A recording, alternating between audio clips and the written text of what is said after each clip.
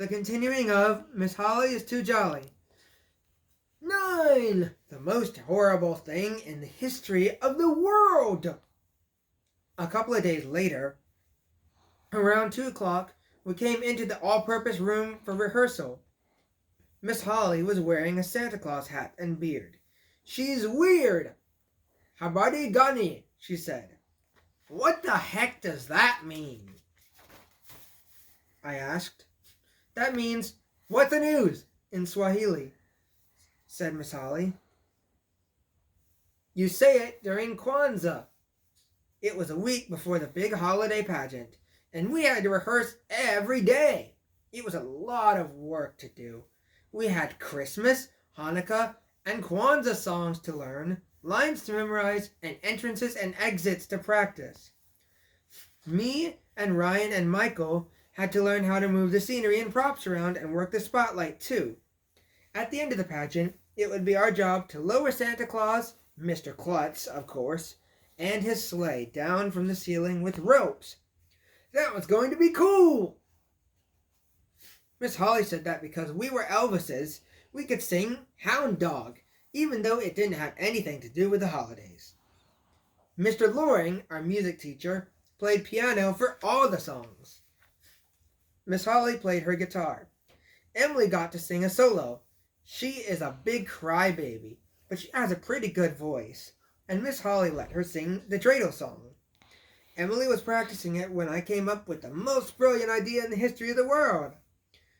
Since she's singing a song about a dreidel, I said to Miss Holly, maybe she should spin around too. Great idea, AJ, said Miss Holly. I'm in the Gifted and Talented program, and I'm constantly coming up with genius ideas. I should get the Nobel Prize for that one. At the end of rehearsal, Miss Holly told us how proud she was. She said the holiday pageant was going to be great.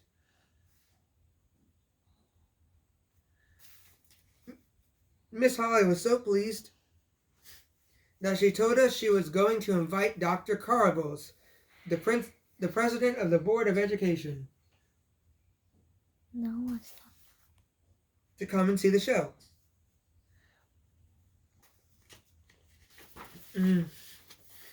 If the principal is the king of the school, the president of the Board of Education must be like the king of the whole world. We rehearsed until 3 o'clock, when it was time for dismissal. Then we lined up outside the doorway in ABC order. That's when Andrea turned around and whispered in my ear, "Hey, Arlo, look up." I looked up. It was that mistletoe stuff. It was hanging from the doorway right over our heads. How did it get up there? I remembered what Miss Holly told us about mistletoe. If 2 people are under it, they're supposed to kiss. Andrea was standing there with her lips all puckered up, like she was trying to whistle. Ew! Yuck! Disgusting! What is her problem? No way was I going to kiss Andrea. I didn't know what to say. I didn't know what to do. I had to think fast. I looked around to see if Ryan and Michael were watching. You have to kiss me, Arlo, Andrea whispered. I do not. Do too. No way. Yes way. Not in my lifetime. It's the rule, Arlo. Says who? If you don't kiss me, you'll be in trouble, Arlo. I'd rather be in trouble than kiss Andrea. I'd rather be run over by a herd of buffalo than kiss Andrea. I'd rather have an elevator fall on my head than kiss Andrea. I'd rather die. I didn't get the chance to finish my thought, because at that moment, the most horrible thing in the history of the world happened. Andrea kissed me. Ugh, on the lips. I thought I was going to throw up. Quickly, I wiped my lips off. I wiped off my lips. My lips stayed on. My lips stayed on, but I wiped them off. What I'm trying to say is I didn't want to be infected by Andrea's disgusting cooties. I just hope nobody saw what happened. Ooh, Ryan said. Andrea and AJ just kissed. They must be in love. When are you going to get married? Asked Michael. If those guys weren't my best friends, I would hate them. 10. My genius idea.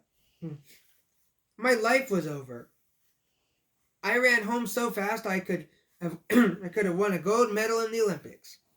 Now that Andrea had kissed me, going back to school was out of the question.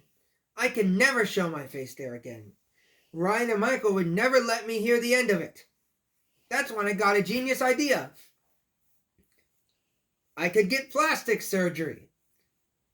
My friend Billy, who lives around the corner, told me that some lady in France got a face transplant. The doctors have took somebody else's face and put it on her head. Cool! I could do that. I could get a new face and go back to school. Nobody would know it was me.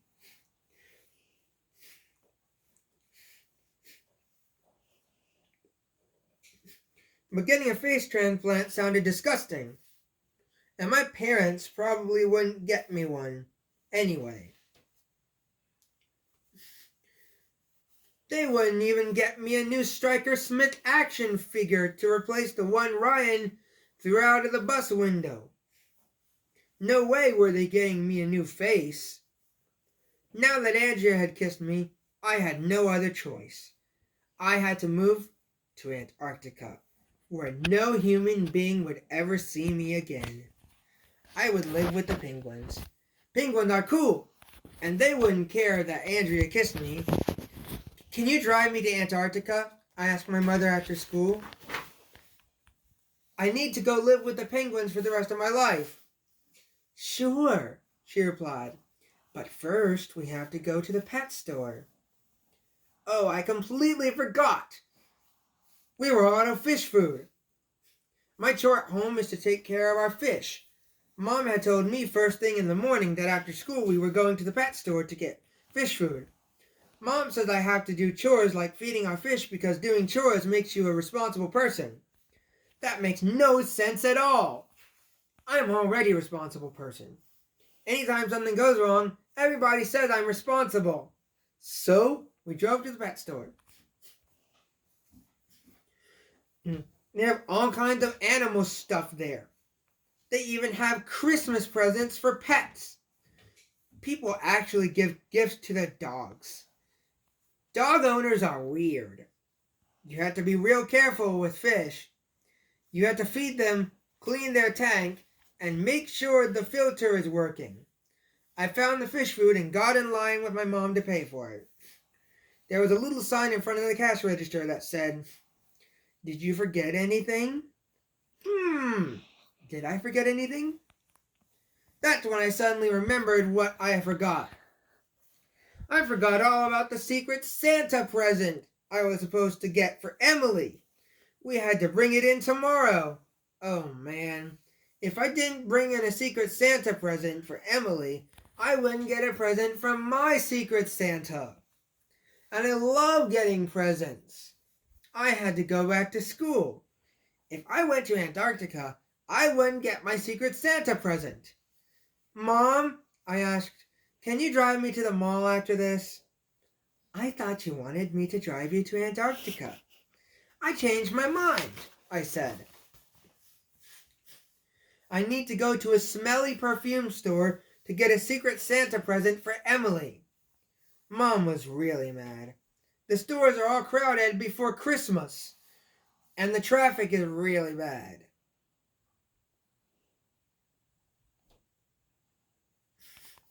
She said she didn't have time to take me to the smelly perfume store. That's when I got another one of my genius ideas. I could get Emily a present right there at the pet store. They sell goldfish for just 10 cents. I could get Emily a couple of goldfish. They would make a way cooler present than smelly perfume. And I wouldn't have to waste a lot of money buying smelly perfume for that crybaby Emily, who I don't even like. The lady behind the counter even said she'd put the goldfish in a plastic bag filled with water and wrap it up in a box. Ha ha, I'm a genius. That's why I'm in the gifted and talented program. 11. The arrival of Secret Santa. I was nervous about going to school the next morning. I wanted to get my Secret Santa present, but I didn't want the guys to make fun of me for getting kissed by Andrea. I decided to stay away from her, no matter what. I put my book bag in my cubby. Ryan and Michael didn't even mention anything about me kissing Andrea. I guess they forgot about it. After we pledged the allegiance, everybody got all excited because it was time to open our Secret Santa presents. Ryan got a jigsaw puzzle from his Secret Santa. Michael got Legos from his Secret Santa.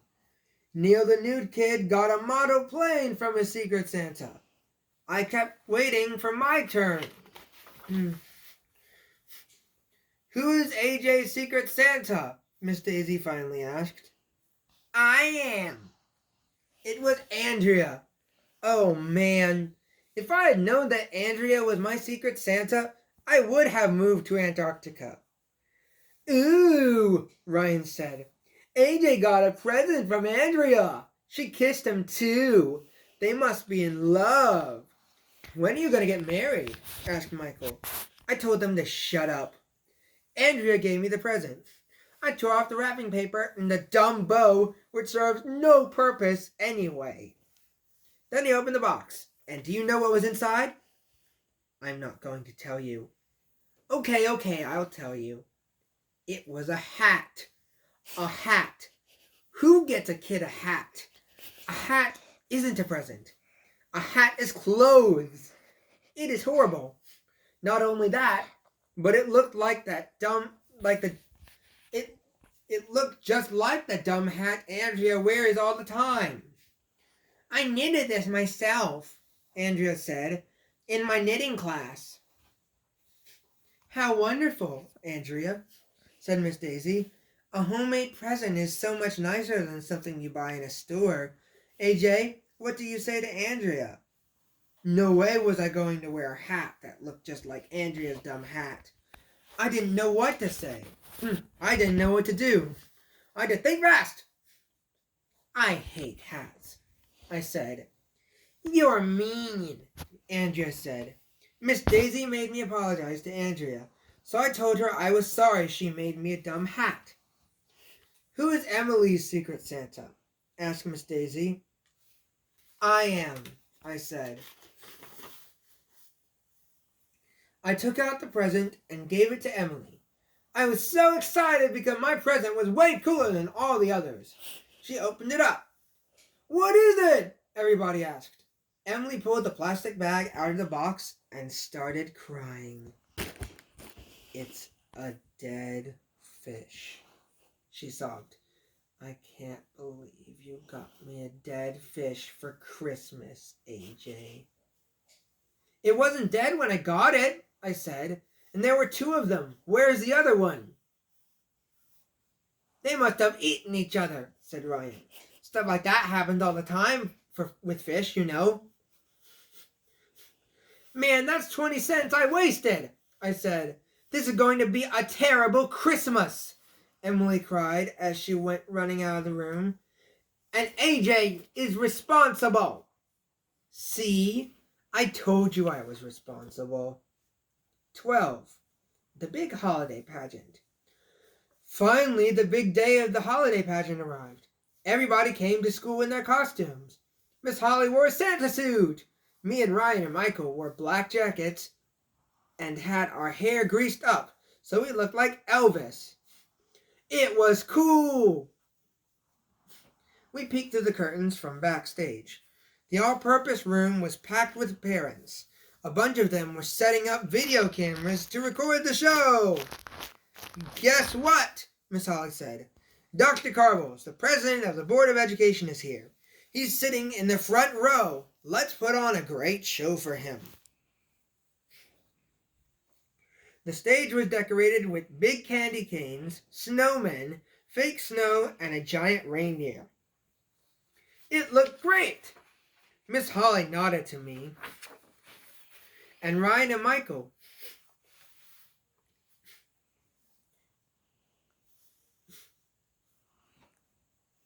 We pulled a long rope to open the curtain.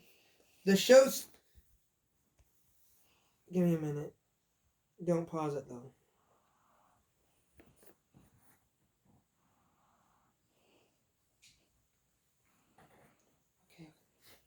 The show started out with one of the 5th grade classes telling the story of Christmas.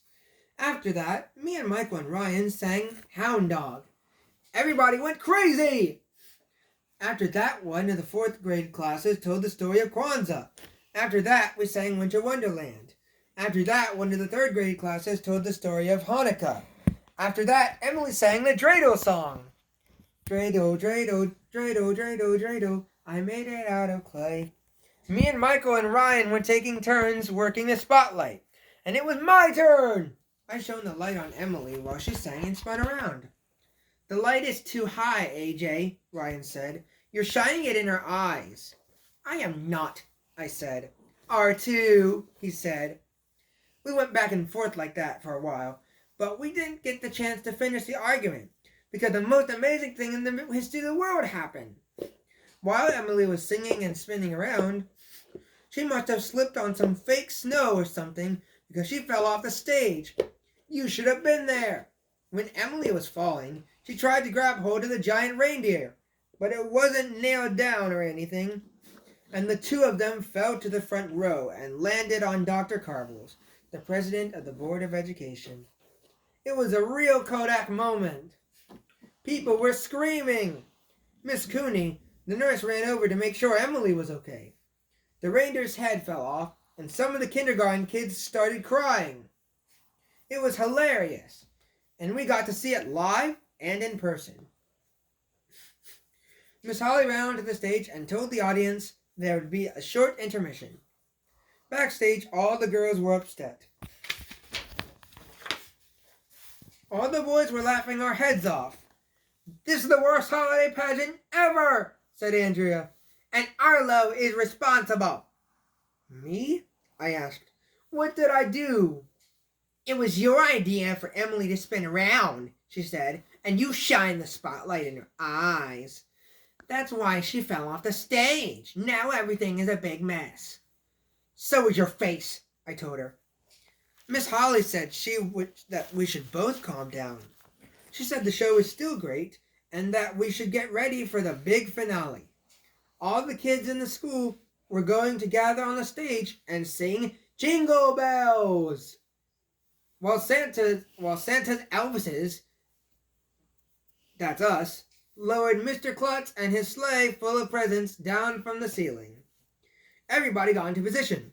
Mr. Klutz climbed into the sleigh in his Santa costume. Ryan pulled open the curtains. Me and Michael grabbed the ropes to lower the sleigh down from the ceiling. The parents started clapping. Jingle bells, jingle all the way. Me and Michael pulled on the ropes. The only problem was my rope was stuck. My rope is stuck, I yelled over to Michael. But he couldn't hear me over the music. He kept pulling his rope. Oh, what fun it is to ride in a one-horse open sleigh. Hey, I looked up at the sleigh. The front of it was coming down, but the back part was stuck. The sleigh was tilting forward. Mr. Klutz was going to fall. I tried to get my rope loose, but it was stuck. Michael kept lowering the front end of the sleigh. Mr. Klutz reached up and grabbed one of the poles on the ceiling. Jingle bells, jingle all the... The kids didn't get the chance to finish their song because all the presents that were in the sleigh tumbled out and fell on their heads. Some of the parents started screaming. Mr. Klutz was hanging from the pole near the ceiling. I guess that was the North Pole. Ha ha ha! Help! Help! He yelled. Mr. Klutz's Santa hat and fake beard fell off. The beard landed on some first grader's head. She freaked out and threw it into the audience. It landed on some lady. She screamed and threw it out off her like it was a dead animal. It landed on some other lady, and she screamed too. The parents were throwing the beard around the all-purpose room. The custodian, Miss Lazar, ran to get a ladder so she could rescue Mr. Klutz. Those Elvises ruined the show, some kids shouted. I looked at Ryan. Ryan looked at Michael. Michael looked at me. We didn't have to say anything. The three of us made a run for the exit in the back of the all-purpose room. "It's Arlo's fault," Andrea hollered. "He's responsible." "The Elvises have left the building," Michael yelled as we ran out the door. "Hasta la vista, baby," I yelled. We ran out of there as fast as we could. I don't know if we'll ever go back. Well, that's what happened at our big holiday pageant. Maybe me and Ryan and Michael will have to go live in Antarctica for the rest of our lives. Maybe Miss Holly will go live in Spain. Maybe the video of Emily falling off the stage will be on America's Funniest Home Videos. Maybe me and Ryan and Michael will be allowed to come back to school. Maybe we'll have a better holiday pageant next year. Maybe Miss Lazar will be able to get Mr. Klutz down from the North Pole. But it won't be easy. The